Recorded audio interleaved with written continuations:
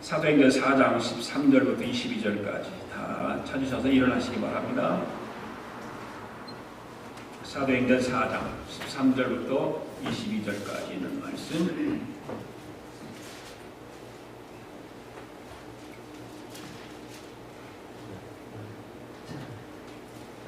사도행전 4장 13절부터 22절까지.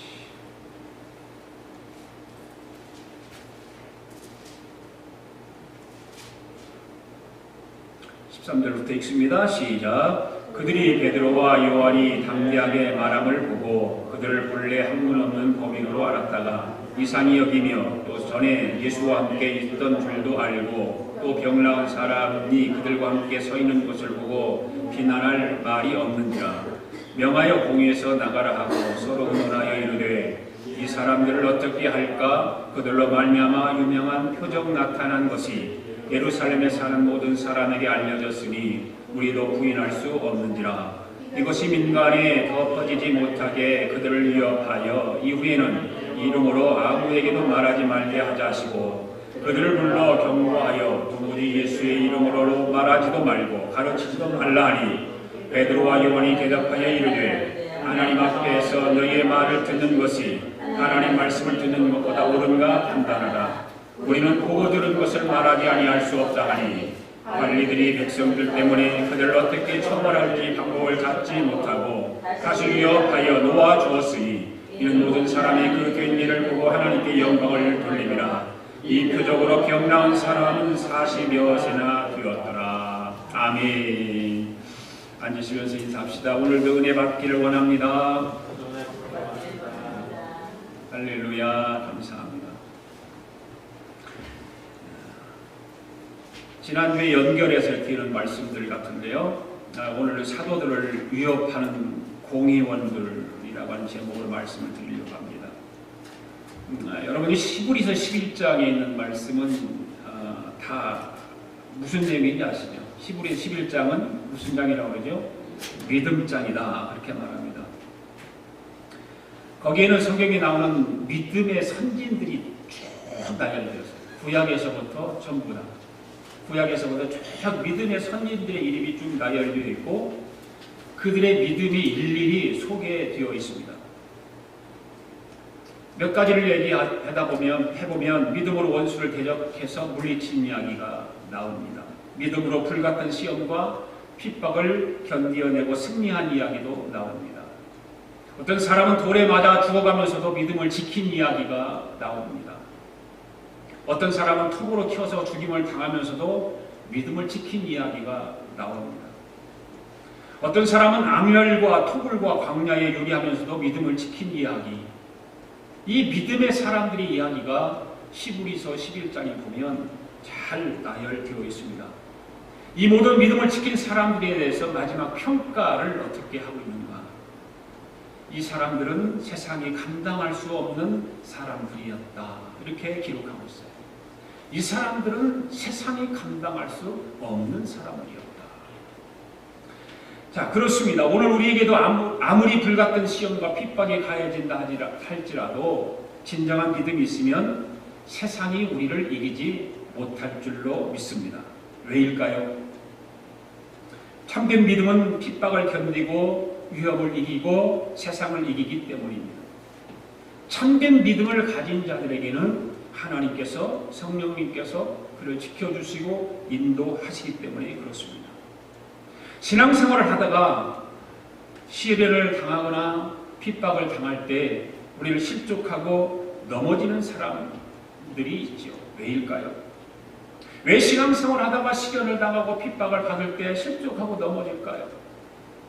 그것은 믿음이 약하기 때문에 그래요.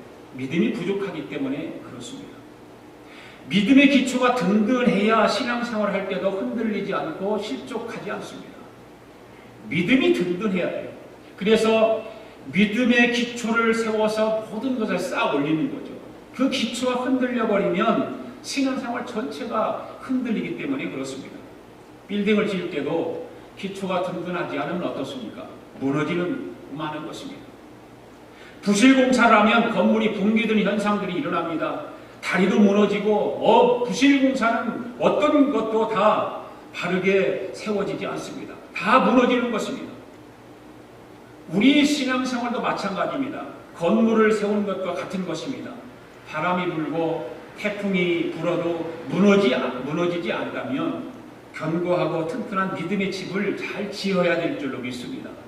믿음의 집을 지어야만이 우리 신앙생활이 주님 오시는 그날까지, 주님이 부르시는 그날까지 견고하게 신앙생활을 할 수가 있게 되기 때문에 그렇습니다. 종교개혁자 마틴 루터를 우리는 한번 생각해 볼 필요가 있습니다. 루터가 부패하고 타락한 로마 카톨릭의 그 모순된 95개 조항의 그 항목들을 지적하면서 종교개혁을 단행했던 마틴 루터. 그 결과 그는 종교 재판에 회부되기 시작합니다. 그래 루터는 재판을 받기 위해서 림스라고 하는 그런 재판장으로 걸어가야만 했습니다. 그때 그 친구들이 이야기합니다. 가지 말라고. 그곳에 가면 안 된다고. 가지 말라고 만류를 합니다. 그때 루터는 이런 말을 합니다. 만약 림스 법정의 지붕에 있는 기와장만큼 많은 마귀가 들끓고 있다 할지라도 나는 림스로 향해서 가겠노라. 그러면서 당당하게 재판을 받으러 나갔습니다. 그리고 루터는 결국 결론적으로 말하면 승리했습니다. 종교개혁을 단행합니다. 그렇습니다. 믿음의 선진들이나 그 마틴 루터가 보여준 그러한 용기를 가리켜서 우리는 한문으로 호연직이다 그런 말을 써요. 호연직. 자, 스크린 한번 보시죠. 호연직이라는 말은 무슨 말일까? 한번 읽어볼까요? 시작. 잘못한 일이 없고 도덕적으로 부끄러움이나 꺼리낌이 없는 마음에서 일어나는 용기. 바로 이 호연직이라고 하는 말이 바로 이런 뜻을 가지고 있습니다. 잘못한 일이 없고 도덕적으로 부끄러움이 없고 꺼리낌이 없는 마음에서 일어나는 용기. 오늘 본문 중에 베드로와 요한의 모습에서도 이 호연지기의 모습을 찾아볼 수가 있는 것입니다. 베드로와 요한은 잘못한 일이 없습니다. 도덕적으로도 부끄러움이 없습니다. 그들은 꺼리낌이 없는 마음에서 일어난 용기가 그들에게 있었습니다. 바로 호연지기의 모습이 오늘 본문에 나오는 베드로와 요한에게서도 우리는 찾아볼 수가 있게 되는 것이죠.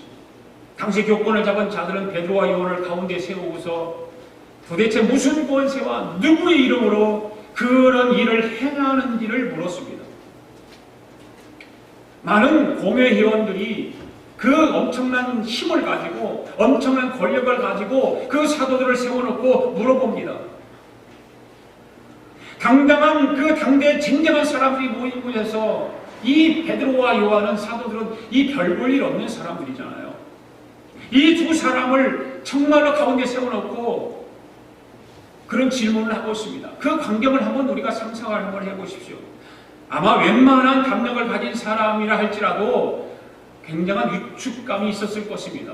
두려움이 있었을 것입니다. 그런데 이 사도들은 위축되지 않고 전혀 거기에다 자기 모습들을 비참하게 갖지 않았습니다. 금지에 몰아넣는 대답을 거침없이 그 공회 회원들을 향해서 말하고 있습니다. 이 장면을 보면 사람에게 복음을 잘 전한다라고 하는 그 지혜로운 말이 있다고 하는 것은 얼마나 중요한지 모르겠습니다. 어떤 그런 힘 앞에서, 어떤 그런 권력 앞에서 지혜로운 말을 통해서 복음을 전한다라고 하는 것은 굉장한 축복인 것입니다. 말을 잘하는 사람들이 바로 그런 사람들이겠죠. 그냥 말을 그냥 잘하는 것이 아니라 지혜롭게, 그 다음에 어떤 다른 사람들에게 감동해 되는 그런 말들, 그래서 마음을 움직이고 눈물이 나고 감동적인 말을 잘하고 때로는 웃음을 주기도 하고 한다면 얼마나 좋을까. 저는 말을 못하는 사람 중에 한 사람이죠. 잘 못해요. 말을 떠듬거리고 그렇습니다. 말을 잘하는 사람들을 보면 참 부러울 수가 없어요. 그렇게 부러울 수가 없어요. 어떻게 저런 말을 저렇게 잘할까? 어떻게 저렇게 설교를 잘할까?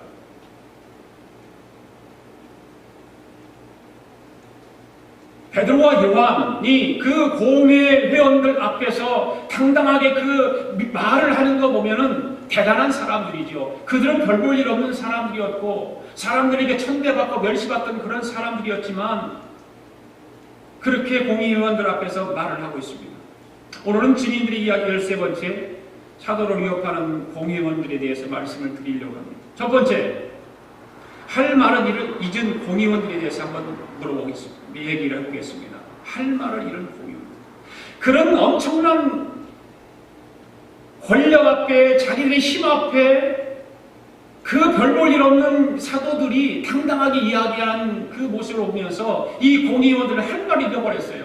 13절에 있습니다. 시작. 그들이 베드로와 요한이 담대하게 말함을 보고 그들을 본래 학문 없는 범인으로 알았다가 이상히 여기며 또 전에 예수와 함께 있던 줄도 알고.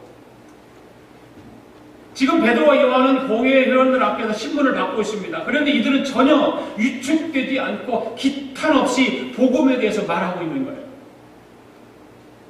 그런데 사도들의 기탄 없이 말하는 내용과 모습을 보고 공회 회원들이 깜짝 놀라는 것입니다. 본래 저들은 학문 없는 배우지 못한 사람들 아니냐. 그렇게 알고 있다가 이들이 말하는 것을 보면서 깜짝 놀라는 거예요. 너무나 베드로와 요한은 말을 조리 있게 잘하고 당당하게 자신들의 주장과 견해를 지금 펴고 있어요. 말하고 있어요. 기탄 없이 말했다라고 하는 말은 무슨 뜻일까요? 할 말을 남김없이 담대하게 말했다 그 말입니다. 사도들은 분명하게 지금 죄인의 누명을 쓰고 공의 앞에 선 사람들 아닙니까? 공의원들이 볼 때는 지금 사도들은 죄인들입니다. 그 죄인의 모습으로 공의 앞에 섰습니다. 그런데 너무나도 당당하고 자신감이 넘치는 모습으로 복음을 증거하는 모습을 보고 공의원들이 놀라지 않을 수가 없었던 것이죠. 깜짝 놀란 거예요. 여러분, 베드로와 요한이 이렇게 기탄 없는 모습과 논리 정연한 말을 어떤 지식과 그 위험이 가득 찬 지금 그 공회 회원들 앞에서 정말 그 공회가 모이는 그 회당은 엄청난 그 위험이 있는 곳에서 자기 주장을 펴는 담대함은 어디서 찾아볼 수 있을까? 어떻게 이 사도들이 그 공의원들 앞에서 그렇게 당당하게 기탄 없는 말을 할 수 있었을까? 지난주에도 말씀을 드렸지만 바로 성령 충만했기 때문에 그렇다는 말이에요. 성령 충만했기 때문에. 베드로는 학문이 없는 사람입니다. 그리고 용기도 별로 없는 사람입니다. 그러나 성령 충만을 받은 후에는 몰랐던 진리를 깨닫게 되기 시작했습니다. 그리고 담담히 생겼습니다. 할렐루야. 성령 충만하면서부터 진리를 바로 알게 됐어요. 그리고 용기도 생겼어요. 여러분, 베드로와 요한만 그럴까요? 그렇지 않죠. 지금도 성령 충만을 받은 자에게는 하나님께서 지혜도 주시고 용기와 담대함도 부어주실 줄로 믿습니다. 성령 충만하면 하나님의 지혜가 생기는 거예요. 하나님 말씀의 지혜가 생기는 거예요. 그 하나님의 말씀의 지혜를 얻어서 나가서 전하는 일에 대해서 용기가 생기는 거예요. 오늘 우리도 성령 충만을 받아서 복음의 증인들이 되어야 될 줄로 믿습니다. 14절 말씀 읽어보겠습니다. 시작. 또 병 나은 사람이 그들과 함께 서 있는 것을 보고 비난할 말이 없는지라. 지금 유대인 공회원들을 보십시오. 베드로와 요한이 말한 것에 대해서 반박할 만한 아무런 방책도 구하지 못하고 있는 거예요.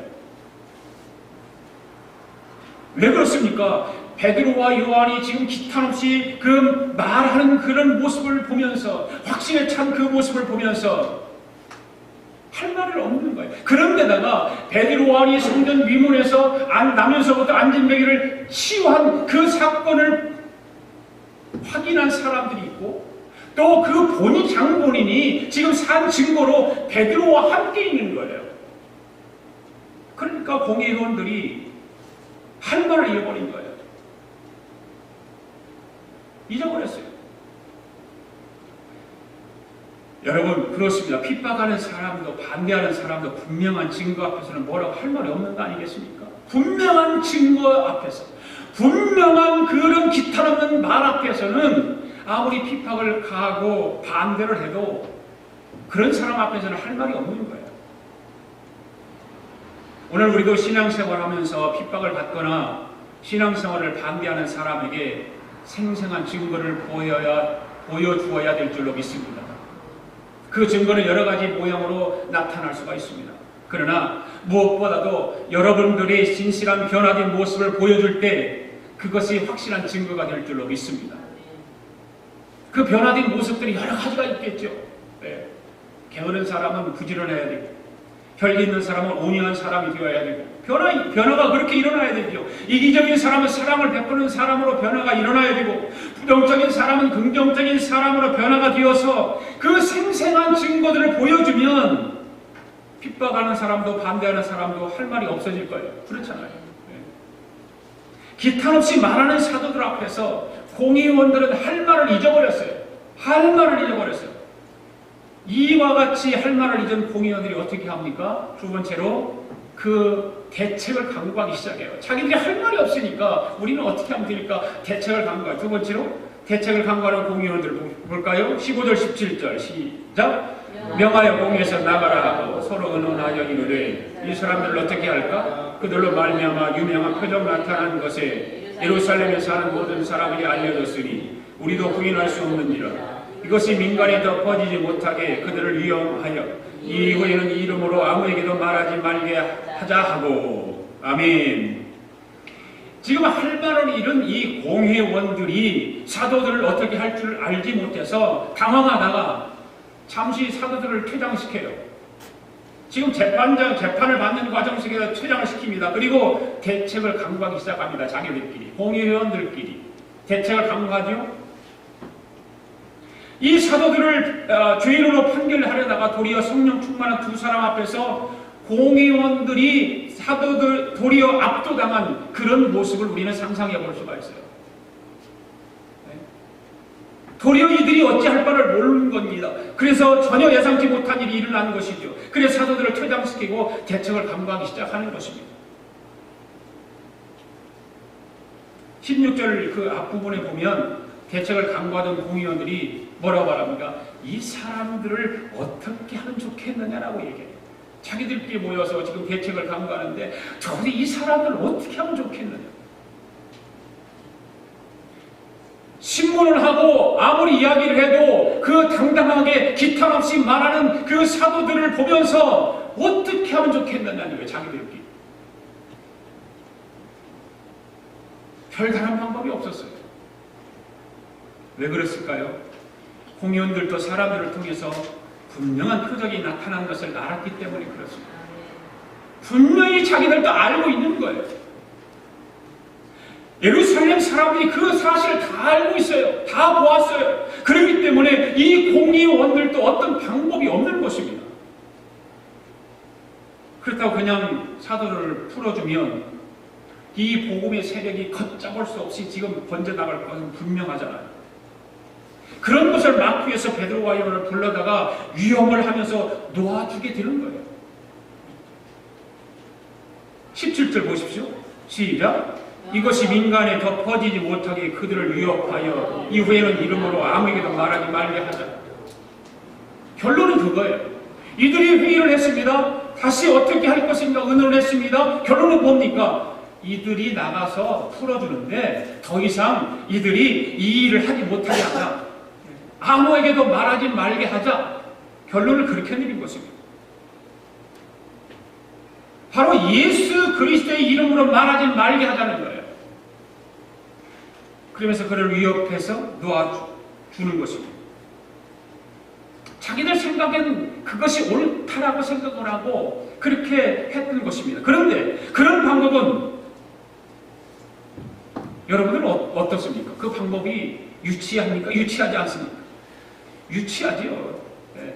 공회의 그 예루살렘에 있는 공회의 회원들로서 권위를 가진 사람으로서 권력을 가진 사람으로서 이들을 그렇게 해서 내을 보내준다고 하는 것, 그런 말을 한다고 하는 것 유치한 것입니다. 여러분 진리가 그런 방법으로 막는다고 해서 막아질까요? 하나님의 복음이 그런 방법으로 해서 나 더 전파되지 못하게 한다고 해서 복음이 전파되지 않을까요? 세상이 예수님을 미워한다고 복음이 전해지지 않을까요? 유대인들이 복음을 배척하고 예수 믿는 사람들을 핍박하고 때로는 죽이기도 하지만 그렇다고 복음이 전해지지 않을까요? 여러분, 세상의 어떤 집단도 어떤 권력도 세상의 어떠한 나라도 진리는 막을 수 없는 것입니다. 예수 그리스도에 대한 그 복음을 막을 수 없는 거예요.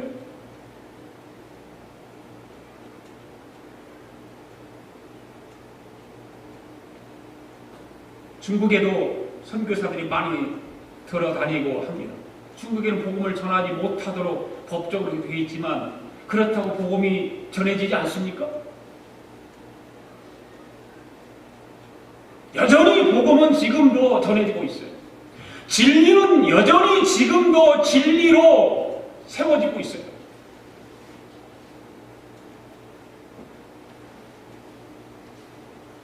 어떠한 위협이나 어떠한 핍박이나 그런 것 때문에 복음의 확산이 막힌다면 복음은 더 이상 진리가 아니겠죠. 그것이 수답되어 버린다면 어떤 권력 앞에 어떤 힘 앞에 어떤 세상적인 것 때문에 복음이 막혀버리고 진리가 막혀버린다면 예수 그리스도의 복음이 전파되지 않는다면 그것은 진리가 아니죠. 사도들이 전했던 복음의 진리이기 때문에 불같은 시험과 핍박이 있었지만 지금까지 복음은 확산되어 전파되고 있다는 사실입니다. 18절 읽겠습니다. 시작. 그들을 불러 경고하여 도무지 예수의 이름으로 말하지도 말고 가르치지도 말라 하니, 복음의 확산을 막으려고 애쓰는 공의원들이 무모하기 짝이 없어요. 왜냐하면 막을 수 없는 것을 막으려고 하기 때문에 그렇다고 말입니다. 막을 수 없는 것을 이들은 인위적으로 자기들의 어떤 권력으로 자기들의 힘으로 막으려고 하는 것입니다. 그런데 막을 수가 없어요. 지금까지 복음의 확산을 막아보려고 했던 사람들과 권력자들이 많았습니다. 오늘 본문의 유대 관원들뿐만 아니라 로마 황제도 그랬습니다. 로마 황제는 기독교를 잡히는 대로 죽였습니다. 결국 로마에 의해서 이스라엘 나라가 없어지는 결과를 가져왔지만 그렇다고 이스라엘 민족이 없어졌습니까? 1900년 만에 다시 이스라엘 민족이 세워졌어요. 놀라운 일이에요. 세상에 그런 일이 어디가 있어요?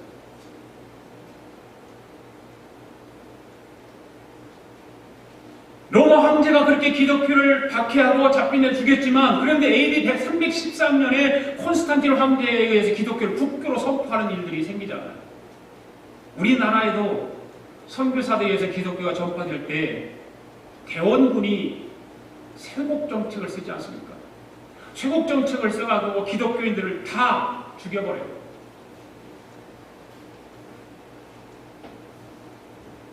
그래서 절투산에 가면 기독교 박해가 얼마나 심했는지 증거로 거기에 다 있어요.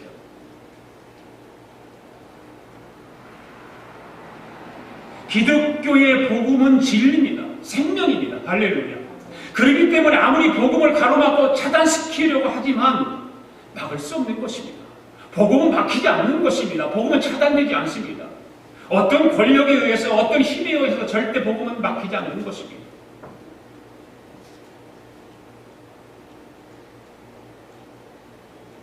미국의 정책들이, 우리 원사님 기도하셨지만, 그런 일들을 통해서 복음을 막아보려고 하고 진리를 뒤집어 보려고 하지만 진리가 뒤집어질까요? 복음이 막힐까요? 교회가 없어질까요? 목회자들이 다 죽어 없어질까요? 아니에요. 어리석은 짓이에요.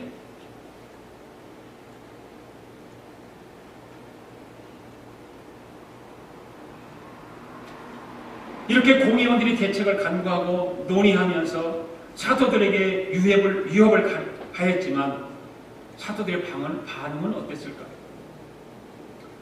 세 번째로 사도들의 반응을 한번 볼까요? 19절 말씀 시작. 베드로와 요한이 대답하여 이르되 하나님 앞에서 너희의 말을 듣는 것이 하나님 말씀을 듣는 것보다 옳은가 판단하라. 이거 보통 말이 아니지 않습니까? 어떻게 공의원들 앞에서 이런 말을 할 수가 있습니까?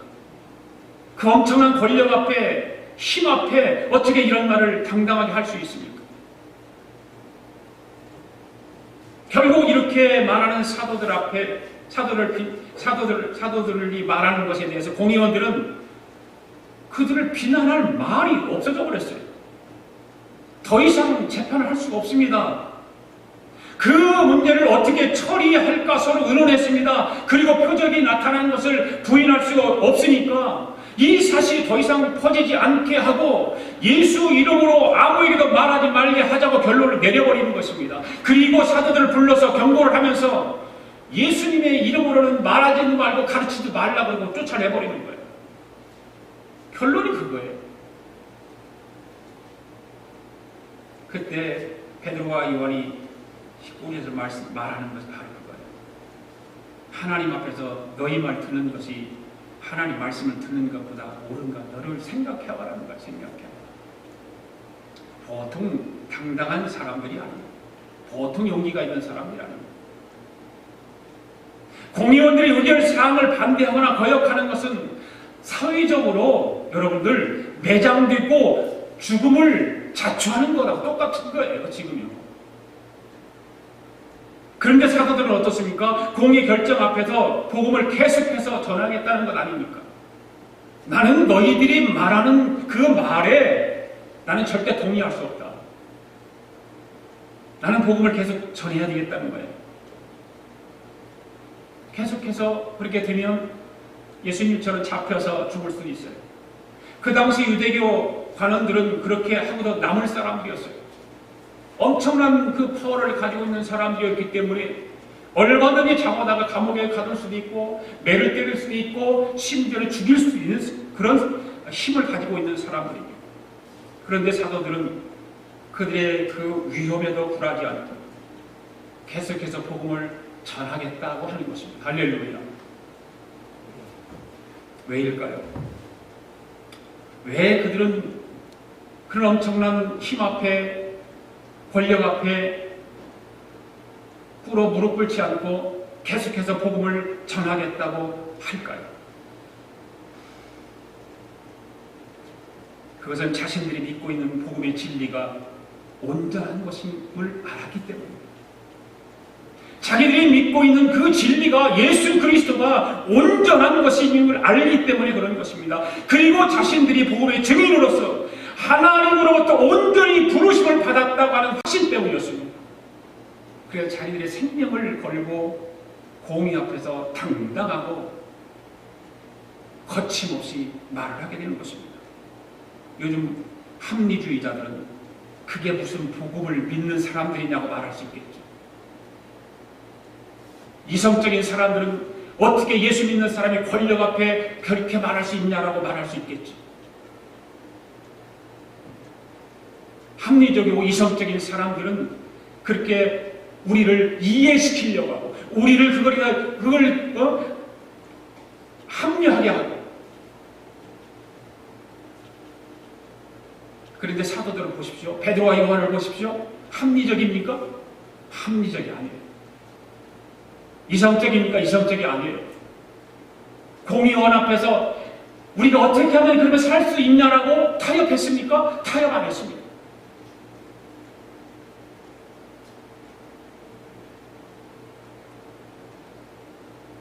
자신들은 복음의 증인으로서 하나님으로부터 온전히 부르심을 받았다는 확신이 그들에게 있었습니다. 그들은 하나님이 자기들을 세워주실 때 복음을 전파라고 불러주셨는데 어떤 위험이 있다고 어떤 핍박이 있다고 해서 복음을 전하지 않는다면 자기들은 주님의 제자가 아니라고 하는 것이 확신이 있었기 때문에 그렇습니다.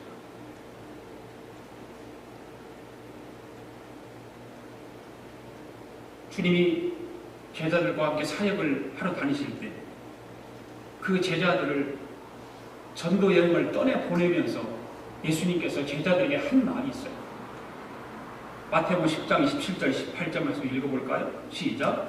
몸은 죽여도 영혼은 능히 죽이지 못하는 자들을 두려워하지 말고 오직 몸과 영혼을 능히 지옥에 멸하실 이를 두려워하라. 할렐루야. 사람을 무서워하고 두려워한다면 전도 못합니다. 사람이 아무리 위협하고 핍박을 해도 우리 육체는 괴롭히고 죽임을 당할 수 있지만 영혼은 죽이지 못하는 것입니다. 여러분 믿습니까? 그러므로 오늘 예수를 믿는 사람들은 복음을 전하는데 무서워서 두려워하지 말고 하나님을 두려워해야 될 줄로 믿습니다. 내가 복음을 전하지 못하는 것에 대한 하나님의 두려움, 내가 복음을 전도하지 않는 그 일에 대한 하나님에 대한 두려움, 그것이 우리에게 있어야 되는 것입니다. 오늘 본문의 사도들은 하나님만 두려워하는 사람들이었습니다. 오늘 저와 여러분들도 그러한 믿음을 가질 수 있기를 바랍니다. 하나님을 두려워할 줄 아는 겁니다. 세상 사람들에게 복음을 전하는 그 말의 부끄러움이나 창피함이나 어떤 그런 것을 생각하는 것이 아니라 내 입을 통해서 복음을 증거하지 않으면 하나님께서 나를 어떻게 하실까? 하나님에 대한 두려움으로 가득 찰 수 있기를 바랍니다.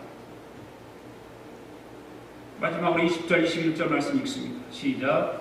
우리는 보고 들은 것을 말하지 아니할 수 없다 하니 관리들이 백성들 때문에 그들을 어떻게 처벌할지 방법을 찾지 못하고 다시 위협하여 놓아주었으니 이는 모든 사람이 그 된 일을 보고 하나님께 영광을 돌리리라. 할렐루야.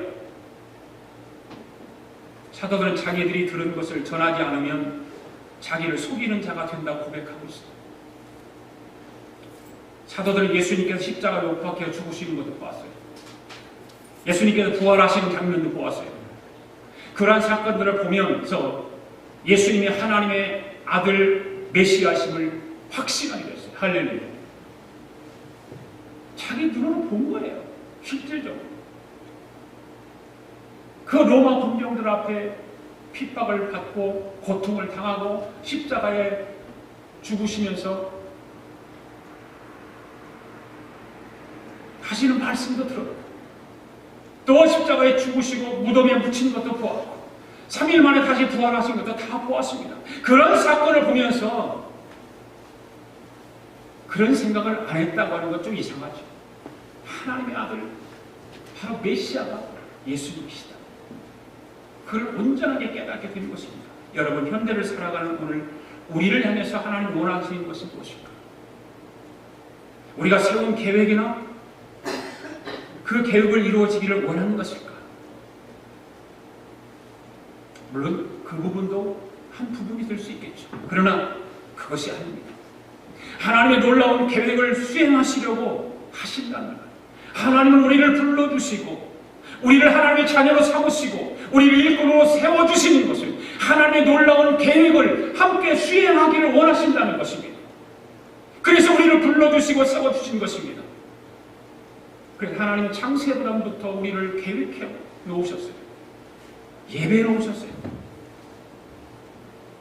하나님은 아침에 햇살이 반짝이는 이슬 한 방울에도 목적을 두셨다고 해요. 들풀 하나라도 하나에게도 하나님은 뜻을 붙였다고 했어요. 그런데 하나님의 사랑하는 사람에 대해서 아무런 계획을 갖고 있지 않는다면 그것이야말로 가장 믿기 어려운 일 아닐까요? 이슬 한 방울에게도 하나님 뜻이 있고 들풀 하나에게도 하나님의 계획이 있는데 하물며 사람을 만들어 가장 좋았다라고 말씀하시는 그 하나님께서 아무런 계획을 갖고 있지 않을까요? 분명한 하나님의 계획이 있어요.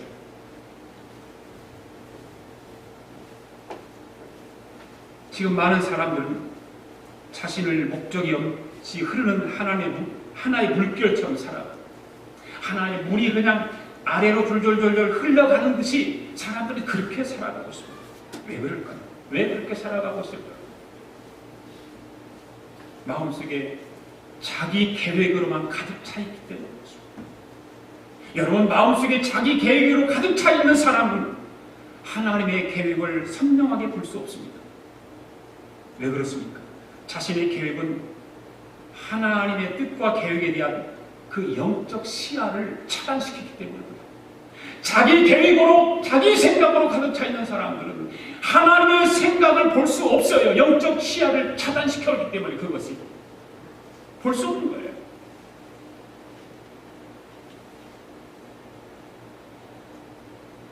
이 세상에 가장 비참한 비극은 무엇일까요?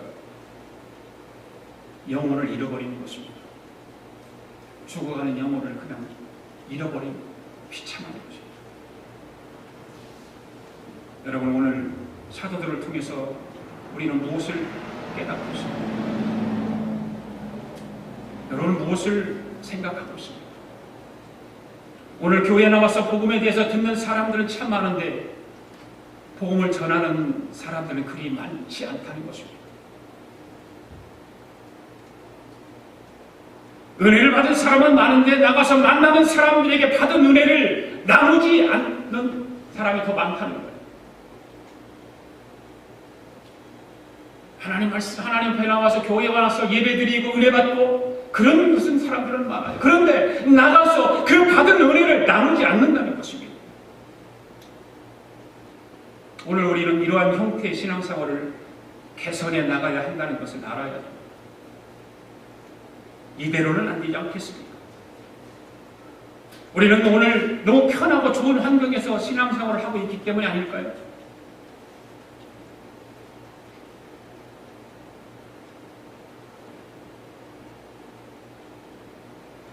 베드로와 요한같이 핍박을 받고 위협을 당해야 전도할 건가요?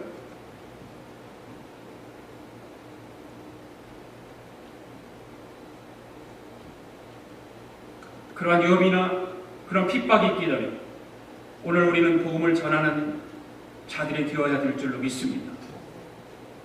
예수님의 증인으로서 살아가는